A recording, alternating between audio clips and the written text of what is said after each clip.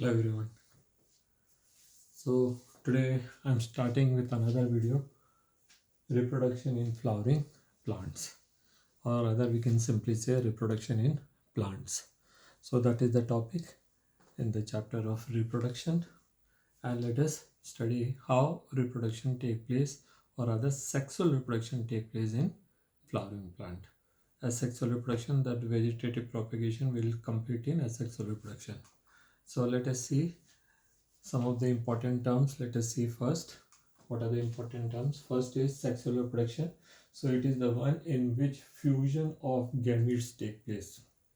Very important thing, fusion of gametes. Sexual reproduction cannot be completed until and unless the gametes are fused. Now what are gametes?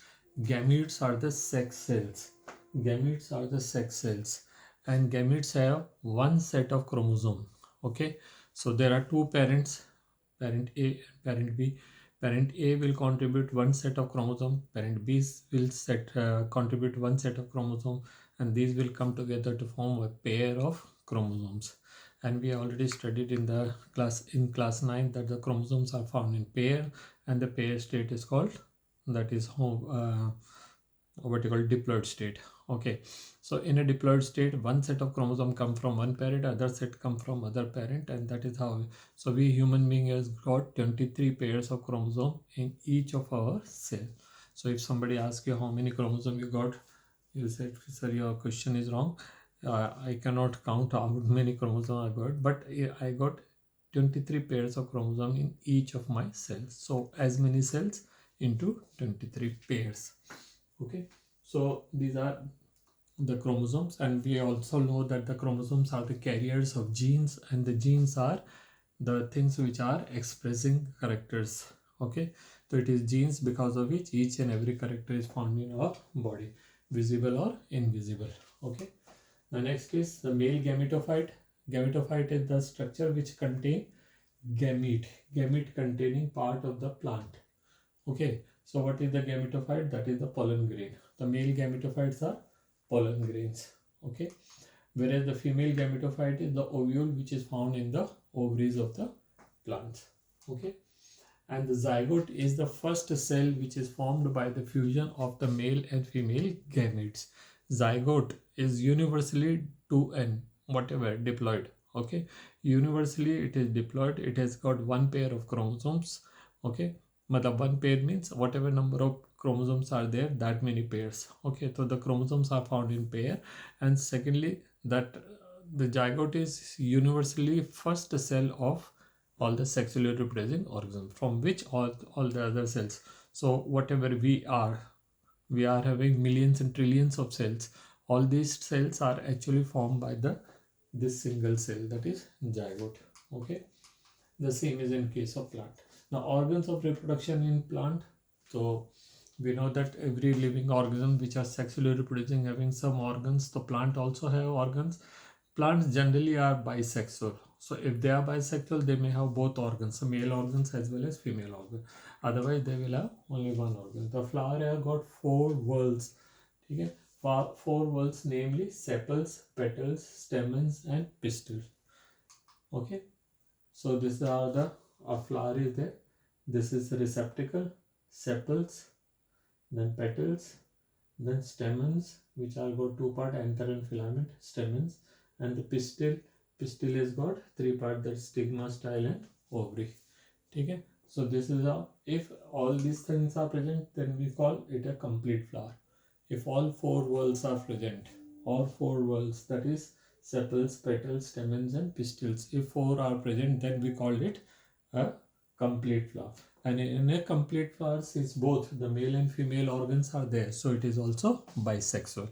And if a flower is only having male organs, then it is called staminate. And if it is having only female organs, then it is called pistillate. Okay, so that is what. So when both are present, it is called bisexual flower. Okay, next is sepals. The outermost whorl, and this is generally green in color. Okay, generally green in color, and their function is to protect the young flower. Okay, the function of the sepals to protect the young flower or the bud. and that they are meant to protect the young flower, that is a bud. In most of the cases, once the fruit is formed, the sepals then are shed off. Okay, they falls. But in some of the plants, the sepals can remain even in the fruits. You might have seen tomatoes in which some green sepals are there. You might have seen green chilies, sepals are there. You might have seen brinjal, the sepals are there. So all these are the examples. Most of them are actually belonging to brinjal family. Okay, brinjal, tomatoes, green chilies, bindi, you know, petals. Petals, they are the second word from outside. If you see, second word, and they are colored, beautifully colored. But it is not necessary that all the flowers will have beautifully colored petals. We'll see where it is not there, but here it is there. Okay, and they are shaped also, different shape, and it is because of their shapes and the colors of the petals we recognize a particular flower. So we recognize rose as a rose, and lotus as a lotus, marigold as a marigold, and any other flower for that sake. So we are recognizing flowers because of their shape and the size of their petals and the colors of their petals. Okay, so they are the second word, and you can see the shape and the color. Some of the examples, one example is only I'm showing here. Now you can see they are generally beautifully colored and shaped. Petals are arranged in the different patterns. Their arrangement can itself be of several different patterns. Then what you can see is they are responsible for attracting the agents of pollination. So they are beautifully colored and shaped just in order to attract the agents of pollination. Okay, agents of pollination can be insect, it can be moth, it can be wasp, it can be birds, it can be rodents like squirrels or moles, or even lemurs, langurs, and others. Okay, so they all recognize particular color or particular shape, or sometimes you even find that some of the petals look just like in some insect. So they are fooling the other insect, that is the male or the female partner, that your partner is sitting here. Okay, so that is some mimicry. Okay, after fertilization, the petals falls off. We don't find petals attached on any fruit. Once the pollination take place, the petals are always shed. Okay, the third is stamens. Okay, the stamens are the, biologically they are called androecium, and stamens are the third worlds from outside. Okay, and a stamen that is third world. You can see a stamen has two parts, that is the anther and the filament. Okay, anther is got four chambers like this, and the filament. Now the filament is consisting of two parts, that is anther and filament. Anther is bilobed, two lobes, and they are producing pollen grain by a process called meiosis. Now what is meiosis? You already studied in class 9th. Meiosis is a division in which the paired chromosome become unpaired. So we have just now studied that the gametes have one set of chromosome or one unpaired chromosome. So how they become unpaired? By a process called meiosis. Okay, and filaments are just holding them high, just like a flag. No, there is a flag, and the pole is just keeping the flag high so that it can be visible from far. Similarly, the pollen grains are also kept high, so that anthers are also kept high, so that whenever any agent of pollination come, so they can shed their pollens on their body. Okay, so this is the function. Next is pistil. Pistil is the innermost wall, the innermost. Okay. Now if stamens are not there, then they are third whorls. If any other part is not there, accordingly their position will be there, but no case they will be outermost. Okay, so that is the thing, and it is the innermost wall of the flower. Again, the pistil is consist of three parts: the stigma, style, and the ovary. A pistil is having three parts, namely stigma, style, and the ovary. So stigma, the topmost part. Stigma is the part which is receiving pollen grains. The pollen grains, whenever pollination take place, they falls onto the stigma. So first thing is, stigma is the receivers of the pollen grain. Secondly, stigma recognizes which are of their kind of pollen and which are not of their kind of pollen. So they are producing certain type of chemicals, certain type of substances which may be booster for their type of pollen grains to germinate, and they suppress the growth of other type of pollen grains. Okay, so see, they also provide condition for germination of right type of pollen grains. Now what are right type? Right type means the type of that plant. Okay, whatever plant we got, that type of pollen grains, so that only those pollen grains will germinate, other pollen grain may not. Okay, third, they also reject the unwanted pollen grains. So बोले आप हमारे हैं कौन भैया, कहाँ से आ गए? The unwanted pollen grains will not be allowed to germinate. Okay, the next is style. Now style is only a long tube which is connecting the stigma to an ovary. Ovary is the basal part, stigma is the outermost part, in between there is a long tube. Now this tube is serving two important functions, rather three. First, it is keeping the style higher above so that they can receive pollen grain. Second, this is a tube through which the pollen tube can pass. And thirdly, they are also checking that the pollen tube which is growing in it is of right type or unwanted type. If it is unwanted, rejected, don't come in. If it is right type, they will be allowed to come in. So they, on germination, pollen tube passes through it. Okay, so this is the stigma, this is the ovary, and this is the style, and through the style pollen tube enters. Okay, during the course of if due to some reason unwanted pollen grains they also produce tube, so they will be not allowed to go ahead. Okay, it is holding the stigma high. So these three are the function. Now the next is ovary. Ovary is the basal swollen part of the pistil. At the base there is a swollen part. Okay, the basal swollen part of a ovary. It has one or more ovule in it. Now ovules are the structure which later on after fertilization modifies into seeds. So you might have seen there are fruits in which only one seed is there, like for example mango. There are some in which the two seeds are there.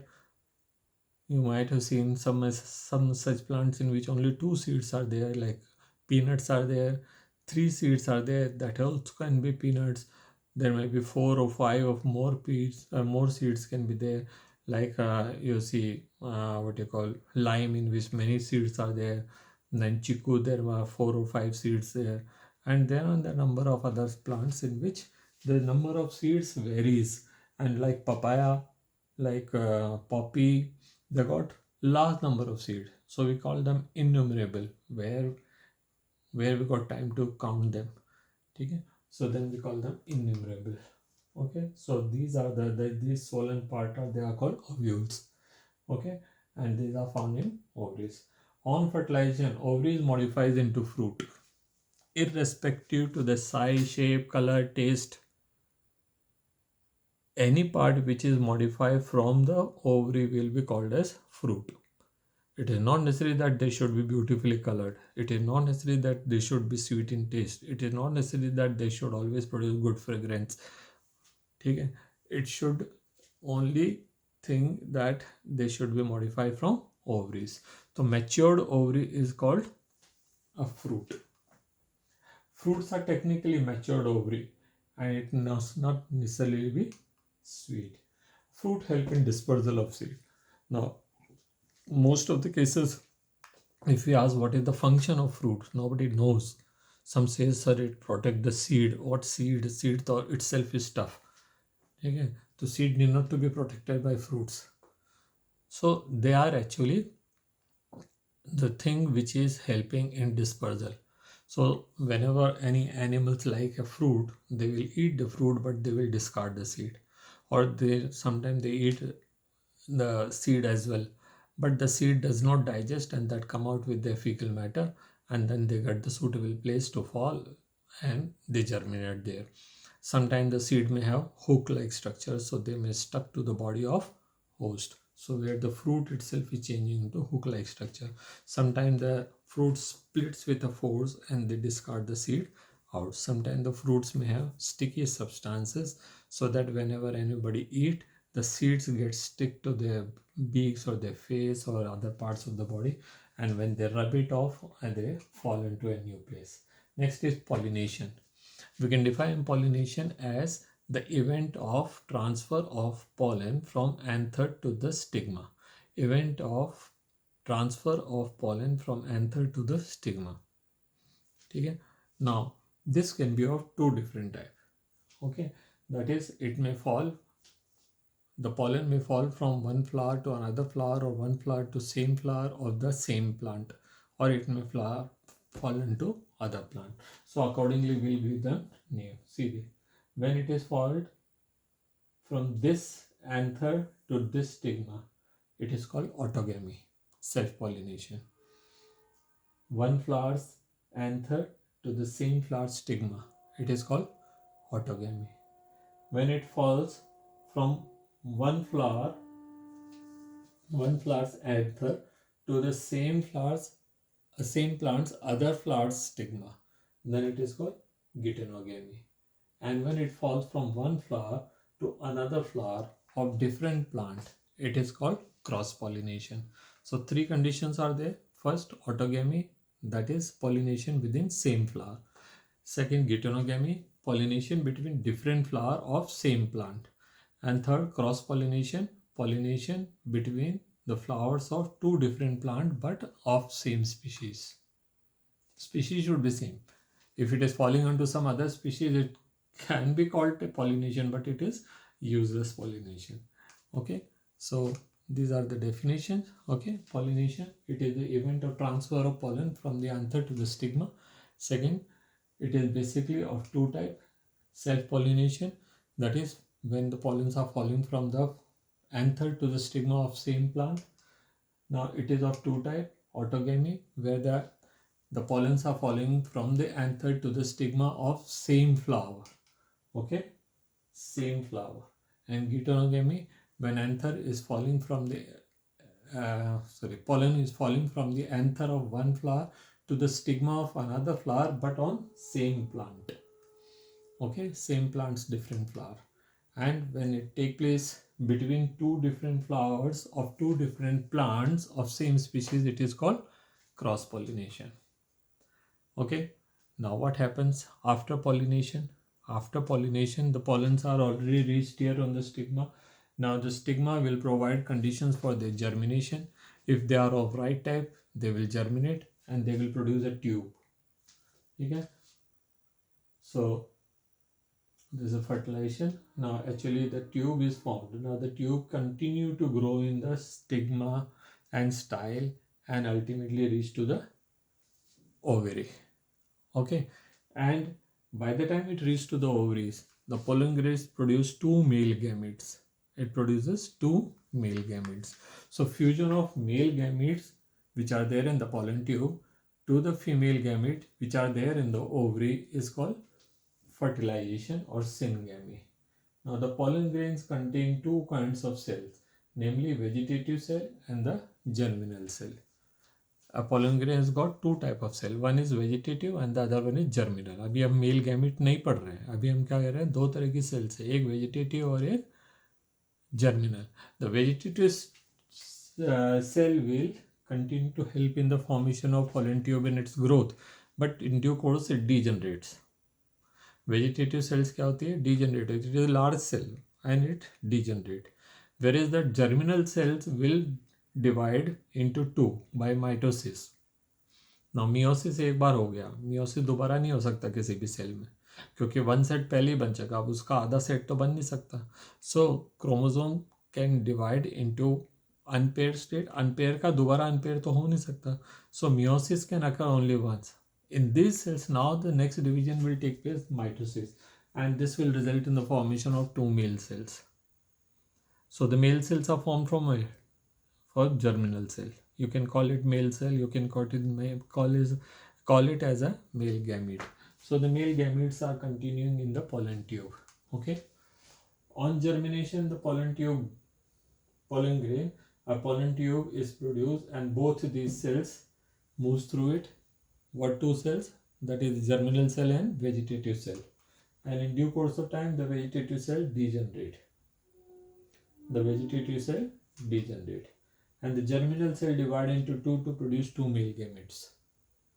Okay. Now next is fertilization. What happens?